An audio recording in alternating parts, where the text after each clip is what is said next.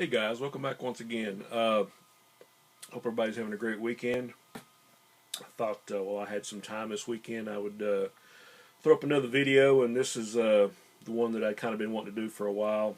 Uh, Maybe not a real long video, but and not about any certain comic per se, but about a magazine pertaining to comics. And I'm sure a lot of you have got some of these or heard of it at least. But in the 80s and 90s, they're really you started to see some magazines about comics on the stands, like Comic Scene and Comic Collector. And of course, there was always the Comic Buyer's Guide. But this magazine started in 1991, and I think it ran till maybe 2005. There was like 122 issues. But a lot of you know what I'm talking about. It's a magazine called Comic Book Marketplace. And I've got a good little stack of these. Like I say, there's like 122 issues, and you can still find them on eBay and other places. But, so it's mainly catering for Golden and Silver Age collectors. But a lot of times there were a lot of nice articles on the Bronze Age books, too. It's mostly black and white, and they would always have like a color section of like old covers from maybe one of the articles that they had in here. But this one features an article on Will Eisner and the Spirit. I know we have a lot of Spirit fans. And it's just a cool magazine. It had like some of the same advertisements you might see in the Overstreet Price Guide. Four color comics and Diamond distributors. But a lot of great old articles. Like I say, you still have the ads. Metropolis Comics. You'd have a letters page. A lot of interesting stuff, and a lot of industry professionals would write in to this magazine. And I think they gave out sort of like Back Issue Magazine and Alter Ego now, that they probably give out complimentary copies to some of the artists and writers. Let's see, here's an article on the Spirit.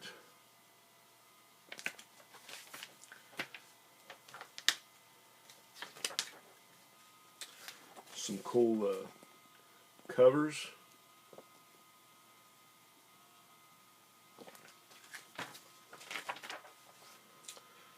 Here's one that I really enjoyed. It was an article on DC's Sugar and Spike.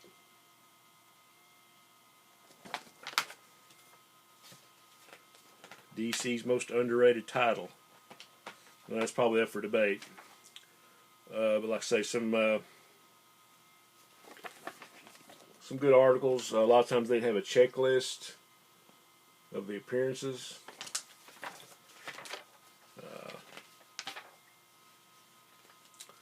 Here's an article on the old Superman TV show.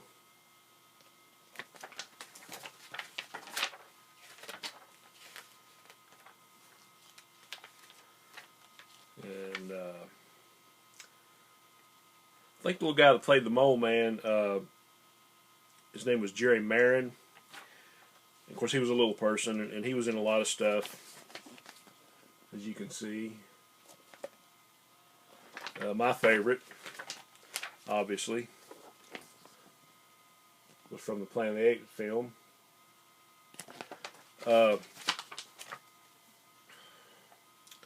Here's an article on a feature called The Solar Legion, and that was by Jack Kirby.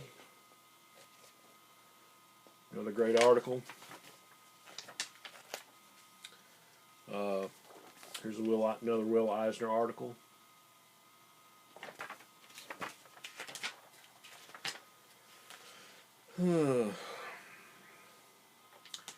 And this was always a cool feature. It was called the Comic Box, and it always feature maybe a title that you hadn't heard of, or a title that you hadn't heard of in a long time.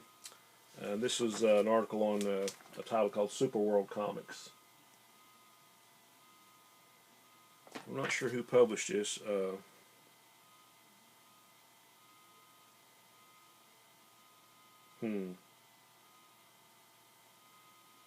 I don't know.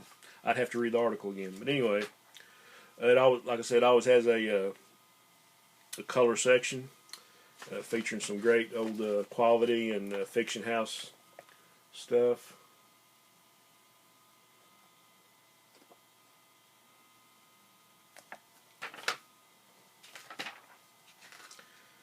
And here's some pictures of some earlier issues. Comic Book Marketplace. A little something for everyone.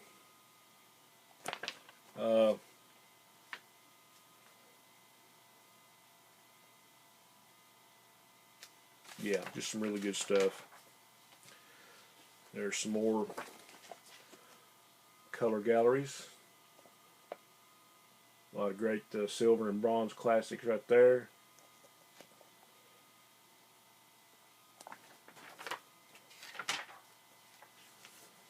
Some Brave and Bold team-ups. I think there's an excellent article in here about those.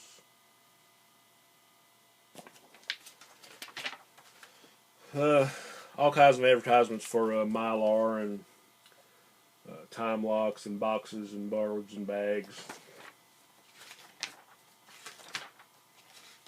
A lot of ads for that, actually.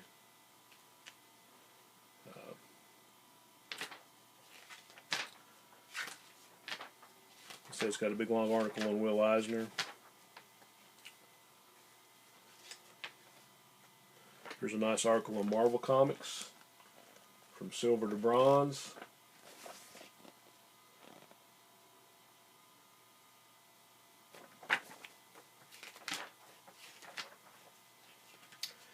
Article on the Silver Age Brave and Bold team-ups. I think this was before the Batman team-up started.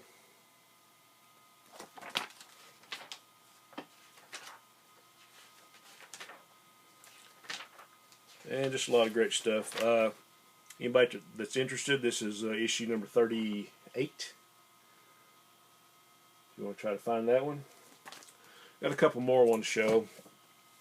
Here's one I really love the cover on this, and this kind of features some articles on the 1950s sci-fi.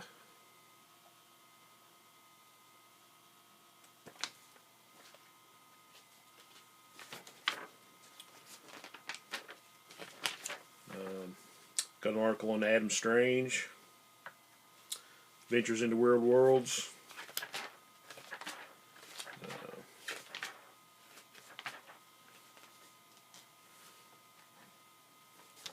There's an article on the Journey into Unknown Worlds. More ads like you would see in Overstreet.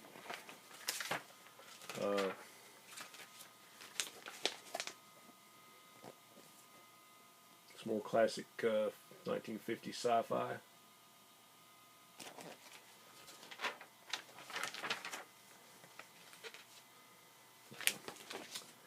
Captain Science.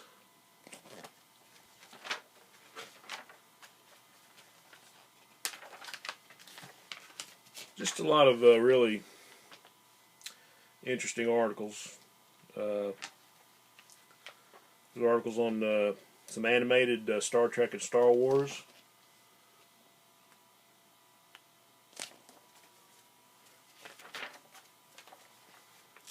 And for anybody that's a fan of comics history and just comic memorabilia in general,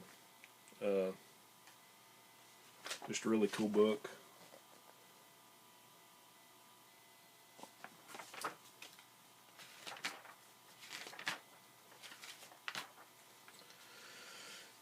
And as I said, there's an article on Adam Strange, the Thinking Man's Hero.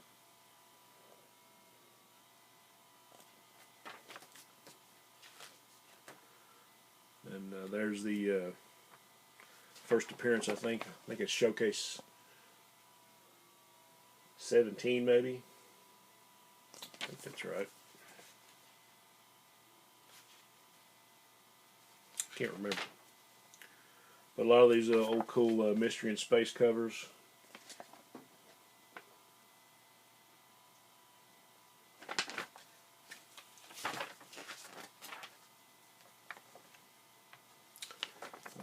Some more classic sci-fi comic articles.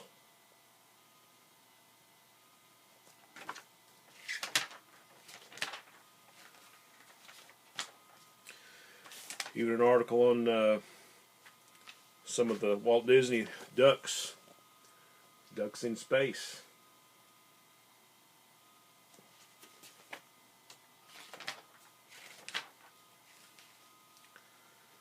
Like I say, a lot of dealers and actually, private collectors would run their ads for comics they had for sale. I actually never remember that guy, Jason Ewert. He had lots of great stuff. A little article on how UV can destroy your comics.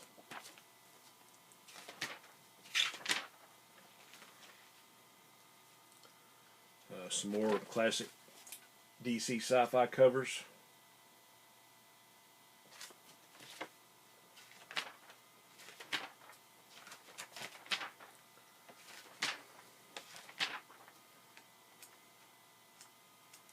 I guess they had a color section in this one.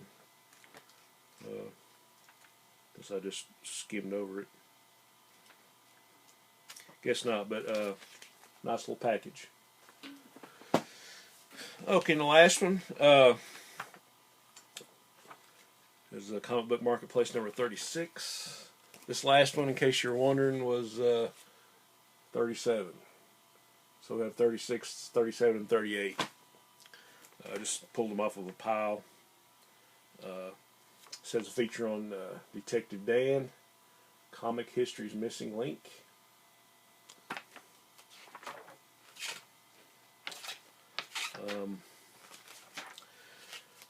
This one, this is actually, I bought these 3 books in a lot, and this is actually got the article in it that I actually bought the whole lot for. If I can find it.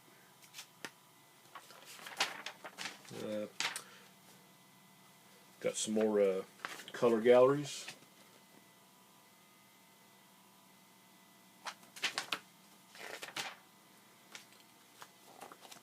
Some great old Jungle Comics, Rula and Zoot.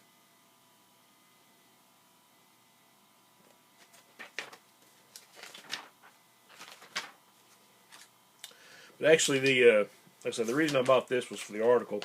Anybody that was ordering back issues in the late 60s and early 70s, you'd see these little ads in Marvel Comics and later on DC Comics about where you could send away for a catalog for 25 cents. And I've had several videos where I've talked about this. Here's one of my old reader copies. Incredible Hulk 217. Shout out to my buddy Dr. Silver Age. I'm sure he's got this one with the cover. But anyway, especially in Marvel Comics, you would see a lot of these ads where you could send off for comic lists. Howard Rajowski is a big name. Comic Sales. Clint's Comics. Jack Hunt's Comics. Richard Alf. But the main one that I ordered from when I was a kid, and actually the first comic list or comic catalog I sent off for, was Robert Bell. And I know a lot of you guys know the name Robert Bell. I know Hippie and Dr. Von Chilla, Captain Strange Life. A lot of us older guys ordered books from this place, and I remember you would have to list the comics you wanted and list alternate choices in case you didn't have your first ones. And if you didn't, they would send you a credit slip or send you what they called Bell Bucks or Bell Dollars. And in this issue of Comic Book Marketplace, there's like a 10-page article, an interview with Robert Bell. And there you see he just has like stacks upon stacks, multiple copies of like Silver Age keys. Here's like what another one of his ads looked like.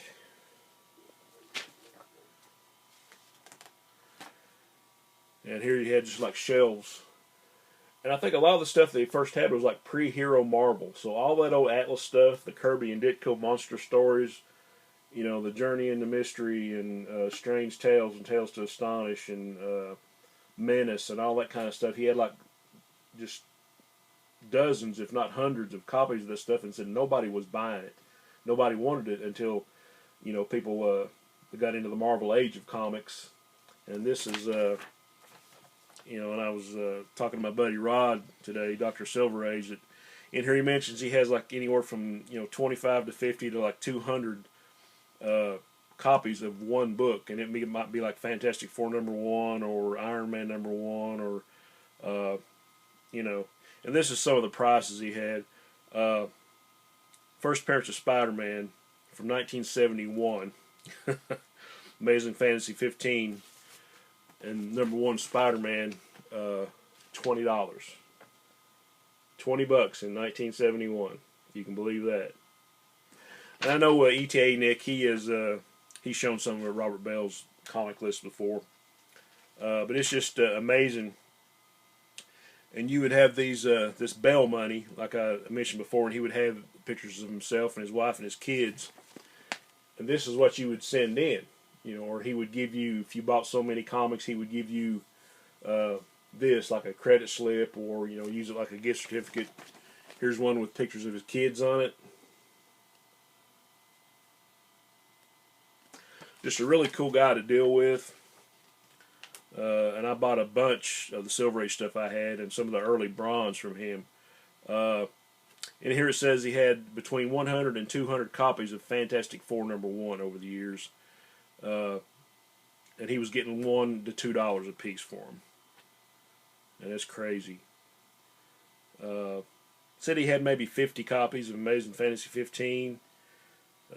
Journey into Mystery 83. X-Men X-Men #1 he had between 150 and 200 copies at one time in mid grade to higher grade. And back then they didn't even grade them. I mean, he said people were just basically happy to have a copy, and it wasn't until later people really wanted the high grade stuff.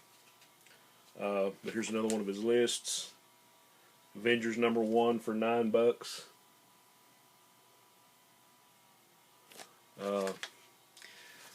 And actually, Robert Bell was the inventor of the comic bag as we know it. And I know probably been 2 or 3 people that showed this. I think maybe Captain Strangelove, maybe E.T. Nick, and maybe Hippie and Dr. Von Chilla.